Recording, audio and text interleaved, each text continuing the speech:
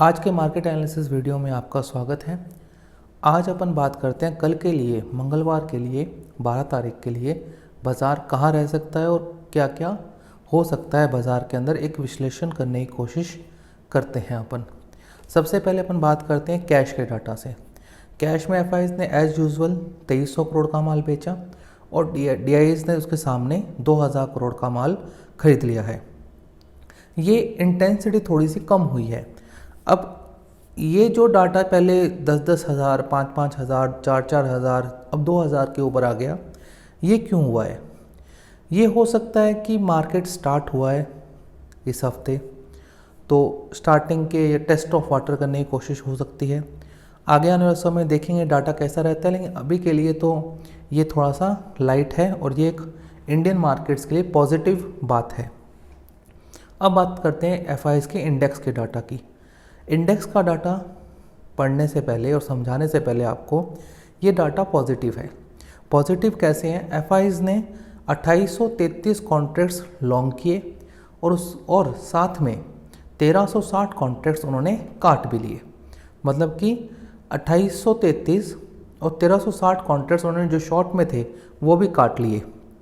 अब जिससे हुआ क्या, इनका जो लॉन्ग और शॉर्ट का रेशो था वो 24 से बढ़कर आ गया 24.78। ये एक थोड़ी सी बढ़िया बात है और ये हमें इंट्राडे के दौरान थोड़ी सी नज़र भी आई थी 24,000 के आसपास। अगर किसी ने पिछला मार्केट एनालिसिस का वीडियो देखा, मैंने कहा भी था कि एग्रेसिव ट्रेडर्स 24,000 के आसपास 50-60 पॉइंट का हिस्सा लेकर लॉन्ग कर सकते हैं और ऊपर में वापस से अपन सेल देख सकते हैं। ये एक्चुअली ज़्यादा इंडेक्स में उन्होंने आज कोई मूवमेंट नहीं की, वापस टेस्ट ऑफ वाटर हो सकता है। क्या करेंगे कल, क्या नहीं करेंगे, वो कल और आज शाम को जो यूएस मार्केट रहता है उसके पर हो सकता है। उसके लिए हम सुबह डिस्कस कर लेंगे। अब बात करते हैं स्टॉक फ्यूचर्स की। अब यहाँ पे बहुत इंटरेस्टिंग खेल हुआ है। स्टॉक फ्यूचर्स का डाटा बहुत ज़्यादा नेगेटिव हो गया है। मतलब कि कुछ स्टॉक्स में सेलिंग की वजह से ऐसा हुआ है। प्रॉब्ली कारण यही हो सकता है, जैसे कि 24,600 कॉन्ट्रैक्ट्स उन्होंने लॉन्ग काट दिए अपने और 14,700 कॉन्ट्रैक्ट शॉर्ट भी कर दिए। मतलब कि एग्रेसिवली स्टॉक पैसिफिक हो रहे हैं। और ये बात अब थोड़ी बहुत समझने लायक बनती है कि ये लोग क्या करना चाह रहे हैं।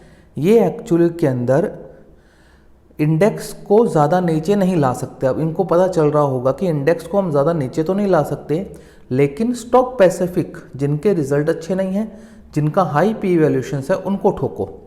तो ये एक स्ट्रेटेजी हो सकती है मेरे हिसाब से, क्योंकि जो उनका इंडेक्स का डाटा है और जो उनका ऑप्शन का डाटा है वो बताऊंगा मैं। लेकिन अभी के डाटा के हिसाब से ये इंडेक्स जो है 24,200 से 24,000 की रेंज या 24,300 से लेकर 24,000 की रेंज में रहने के लिए तैयार है। ज़्यादा बड़ा गैप डाउन या गैप अप मिलना मुश्किल है। अदर देन कुछ यूएस में ओवरनाइट हो जाए तो ये डाटा चेंज भी हो जाएगा। अब आते हैं इंडेक्स ऑप्शन पर। इंडेक्स ऑप्शन पर इन्होंने क्या किया, इन्होंने जितनी कॉल लॉन्ग की ना उससे डबल इन्होंने कॉल शॉर्ट कर दी। मतलब कि इन्होंने करीबन 17,000 के आसपास कॉल लॉन्ग की और सामने 33,000 के आसपास कॉल शॉर्ट करके आ गए। अब इसका मतलब क्या है, कॉल लॉन्ग कर दी मतलब कि अपसाइड है, बट रिस्ट्रिक्टिव है क्योंकि उन्होंने 32,000 कॉन्ट्रैक्ट्स उन्होंने कॉल शॉर्ट भी कर दी। और आज इंट्राडे के दौरान आप लोगों ने गौर भी किया होगा 24,300-350 के आसपास कॉल्स बिकना स्टार्ट हो गई थी। अब अगला डाटा इंटरेस्टिंग है, इन्होंने पुट लॉन्ग की, सामने पुट शॉर्ट भी कर दी डबल। मतलब कि करीबन 76,000 के आसपास इन्होंने पुट लॉन्ग की, मतलब कि नीचे के डाउन साइड है। बट इन्होंने 1,80,000 के आसपास पुट शॉर्ट भी कर दी, मतलब कि 24,000 का बेस है। अब यहाँ पे क्या हमें समझ में आता है, इस डाटा को देखकर हमें क्या हम एनालिसिस कर सकते हैं। जो ऑप्शन बायर है, ऑप्शन बायर को तो सिंपल सी बात है, ओपन होते कूदना नहीं है, सपोर्ट पे बाय करना है, रेजिस्टेंस पे सेल करना है। अगर कोई ऑप्शन बायर है, मैं ऑप्शन बाइंग नहीं करवाता हूँ, ना करता हूँ, ना सजेशन देता हूँ, क्योंकि आपके घर खाली हो जाएंगे, आपको नहीं करने चाहिए। तो अगर फिर भी कोई करेगा, क्योंकि सिगरेट के ऊपर लिखा हुआ है इंजरियस फॉर हेल्थ, बट लोग करते हैं, और पीते भी हैं। तो वही सेम चीज़ है, अगर कोई ऑप्शन फिर भी कर रहा है तो उसके लिए एक स्ट्रैटेजी बता रहा हूँ। आप सपोर्ट पे बाय कीजिए और रेजिस्टेंस पे सेल कीजिए, मतलब कि नीचे आए कॉल लीजिए, मतलब कॉन्ट्रा ट्रेड लेना पड़ेगा। ऑप्शन बायर को हमेशा कॉन्ट्रा ट्रेड लेना पड़ेगा, तभी वो पैसा बना सकता है, अदरवाइज पैसा बनाना थोड़ा सा मुश्किल हो जाएगा उसके लिए। सब स्टॉप लॉस डालना पड़ेगा, स्टॉप लॉस कटता है, आप बाहर निकलिए, क्योंकि 24,000 के नीचे 50 पॉइंट भी खिसकेगा तो ये 200 EMA के आसपास जाने की कोशिश करेगा। ऊपर में वापस इसके ऊपर में वापस इसको क्या मिलेगा, रेजिस्टेंस का देखने को पड़ सकता है।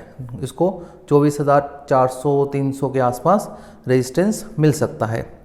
अब ये ऐसा क्यों हो रहा है, ये एक्चुअली के अंदर जो इंडेक्स के अंदर ये शॉर्टिंग कर रहे हैं ना ये लोग। अब जो डाटा हम वापस आते हैं इंडेक्स स्टॉक फ्यूचर्स के ऊपर, 25,000 कॉन्ट्रैक्ट्स इन्होंने लॉन्ग काट लिए और 15,000 कॉन्ट्रैक्ट्स इन्होंने शॉर्ट ऐड कर दिए।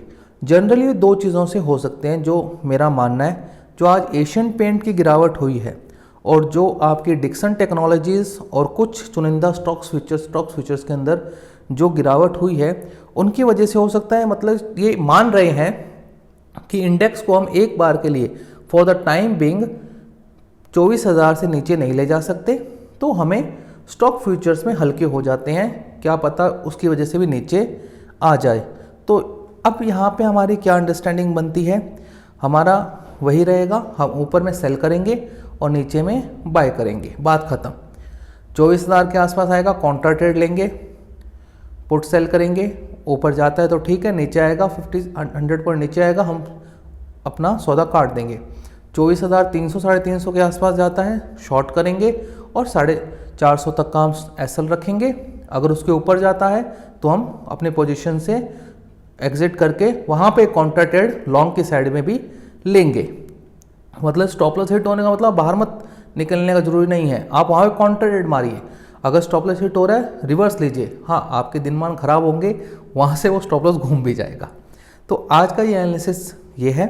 अगर आपको पसंद आया हो तो इसको शेयर जरूर कीजिएगा, बहुत मेहनत लगी है इसके ऊपर। Thank you very much.